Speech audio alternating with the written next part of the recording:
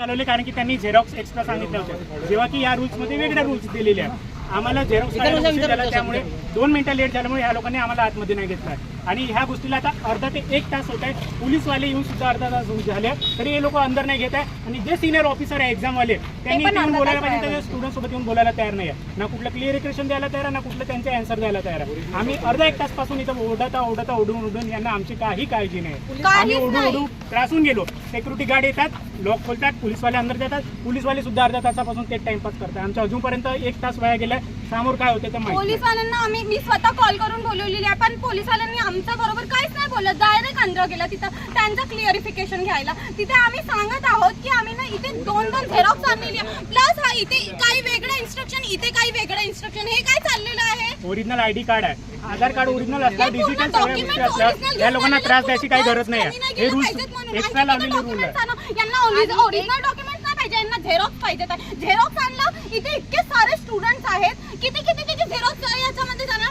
1 मिनिटाचा फक्त झालेला, तरी पण मी ऑटोमॅटिक स्क्वेअर मधून आलेली आहे. मला 1 तास झालेला, मी आलेली आहे 12 वाजता आलेली आहे. 1:45 चा टाइम दिलेला होता. एक वर्ष अभ्यास केलेला. शेवटची एक्झाम आहे एंट्रन्स एक्झाम. हे प्रत्येक जे पण स्टुडंट आहेत ज्यांना एंट्रन्स एक्झाम द्यायची त्यासाठी हे शेवटची एक्झाम आहे. सर्वांनी 21 रुपये फी भरलेली आहे, तरी सुद्धा हे लोक असे लेट करत आहे आम्हाला.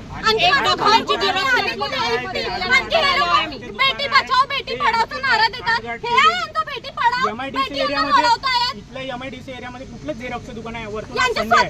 फक्त 2 झेरॉक्सचे दुकान आहे. 2 झेरॉक्सचे दुकान असल्यामुळे त्यांनी 40 रुपये एका झेरॉक्सचे घेतलेले आहे. पैसे जास्त घेतले त्याची आम्हाला काही वाद नाही आहे, पण इथे फक्त 2 झेरॉक्सचे दुकान आहे. स्टुडंट इथं हजारोच्या वरती स्टुडंट आलेले आणि काही लोकांना त्यांनी अंदर जाऊ दिलाय. 1 शीटवर 1 म्हणजे आय कार्ड, 1 आधार कार्ड त्यांना जाऊ दिलाय. पण आम्ही लोक मी मध्ये गेल्यानंतर मला वापस पाठवलं की आणखी 1 आय कार्ड झेरॉक्स पाठव.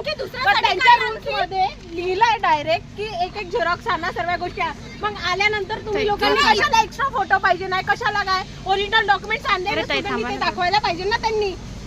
पोलीसवाले म्हणतात सांगत वेळ चालला गेला, अर्धा तास जास्त झालाय, 40 मिनिटं गेले आमचे. कार्डाची झेरॉक्स काढायची. आम्हाला त्याचं बी काही नाही की त्यांनी 150 घेतले, 200 घेतले. आम्ही ते सर्व पण केलेलं आहे. आम्ही पूर्ण झेरॉक्स पण काढलेला आहे, पण ते लोक आतमध्ये नाही जाऊ देत. हे कोणती गोष्ट झालेली आहे?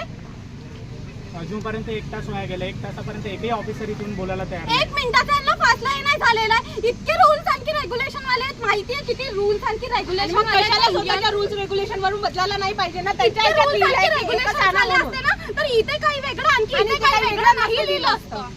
प्रॉपर रूल्स आणि रेग्युलेशन. सर्वांना नागपूरची हालत ऑलरेडी माहिती आहे. कोणी कोराडीवरून येते, कोणी बेसावरून येते, कोणी पारडीवरून येते, कोणी त्याच्यापेक्षा दूरून आलेले आहे. नागपूरच्या ट्रॅफिकमध्ये यायला उशीर लागते. तुम्ही किती आधी आहे, नागपूरच्या ट्रॅफिकमध्ये यायला उशीर लागते. वरतून आज संडेचा दिवस आहे, सर्व बसेस मेट्रो व्यवस्थित नाही मिळत. सर्वांनी यायला इथे उशीर झालेला आहे. त्या गेटवरून मी स्वतः त्या गेटवरून इथपर्यंत धावत आलो आहे.